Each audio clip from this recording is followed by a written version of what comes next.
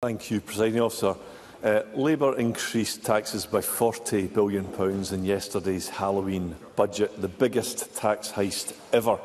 Anna Sarwar's party put up national insurance, whisky duty, inheritance tax, North Sea taxes.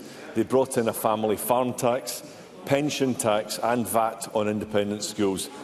Labour has chosen to hammer workers and to declare war on business. But the SNP Finance Secretary described Labour's budget as a step in the right direction. So if a £40 billion tax rise is just a step in the right direction, how much does the First Minister think it should be? First Minister. So, where I have sympathy with the Labour government in the United Kingdom is that they have inherited an entirely unsustainable set of circumstances in the public finances because of the absolutely menacing agenda of the Conservative government for 14 years.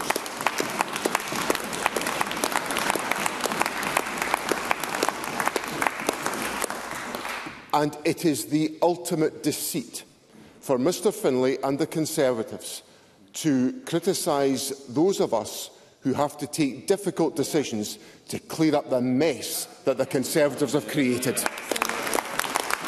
Russell Findlay. Well, it's nice to hear the First Minister defending Labour for shamelessly breaking their promises not to raise taxes on working people. The Office of Budget Responsibility says the vast majority of Labour's national insurance rise will be passed on to workers. This comes after years of crippling SNP tax rises. Scotland's taxpayers cannot afford and do not deserve more taxes next year. They need a break after years of the SNP swiping their cash. So isn't it about time John Swinney considered reducing income tax for hard-working Scots? First Minister. Russell Findlay misconstrues the remarks that I'm making. It's up to the Labour Party to defend their position. I will set out my analysis of the horror show that the Conservatives have inflicted on this country by their management of the economy for the last 14 years. Absolute horror show that the Conservatives have inflicted on working people in this country, on our public services, on those with any vulnerability, on anybody paying a mortgage. Every one of them has been punished by the incompetence of the Conservative government. And of course, Mr Findlay, and I know he doesn't like this, was one of those who told me I had to follow in Liz Truss's footsteps. Thank goodness I never did that in any of my decisions. So what I will say to Russell Findlay is that we've taken decisions to increase tax in Scotland because we wanted to invest in our public services. And that has improved our public services to meet the needs of people in Scotland. We've faced the reality. If Mr Findlay wants to stand here and defend spending cuts to the people of Scotland, he's welcome to do it. I'm not going to follow in his footsteps. Russell Findlay. I tell you what, John Swinney's got some front. The man whose dirty fingerprints are all over the tram scandal, the ferry scandal, the Salmond inquiry scandal, the named persons scandal. How much has this man's mistakes cost all of us? I'm on the side of Scotland's taxpayers who want fairness and justice, and the same goes for Scottish business, who were quick to cast their verdict on Labour's tax-raising budget. The Scottish Hospitality Group, the Scotch Whisky Association, Offshore Energies UK and the National Farmers Union Scotland have all hit out. Labour have broken their promises to businesses.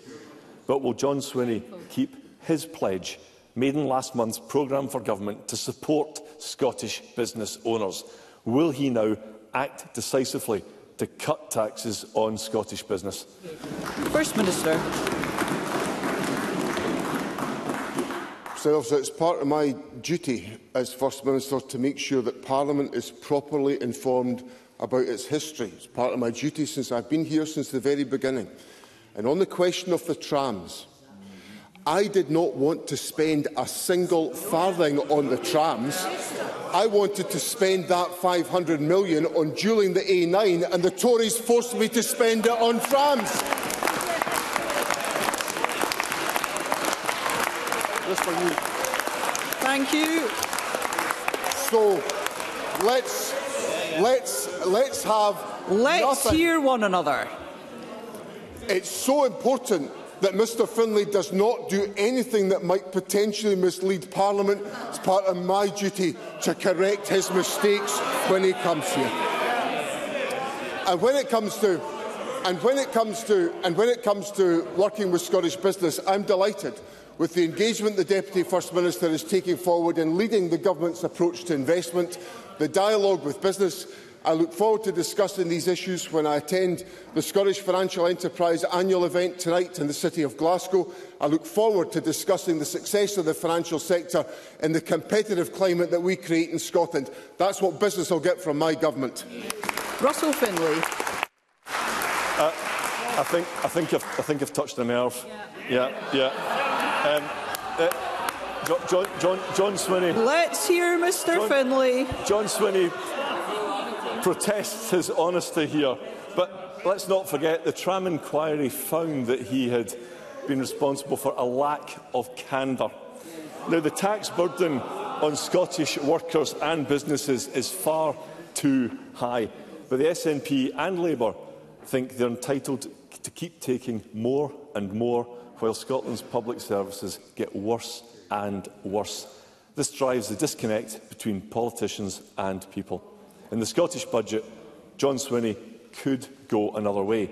The SNP could stop raising taxes and let people keep more of their own hard-earned money. So why won't John Swinney look to bring down bills for Scottish workers and businesses? First Minister.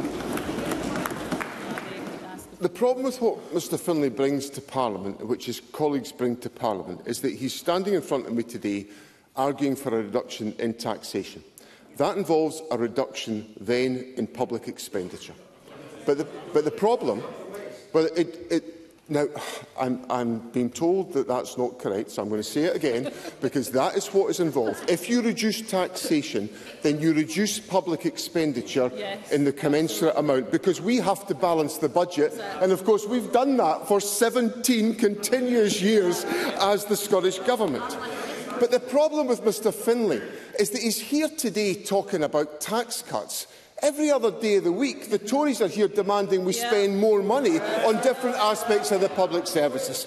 So when Mr Findlay talks about nerves, the issue is not touching a raw nerve with me. It's the nerve of Mr Findlay, who comes here calling for reductions in tax when he wants us to spend more. That's some nerve, Presiding Officer.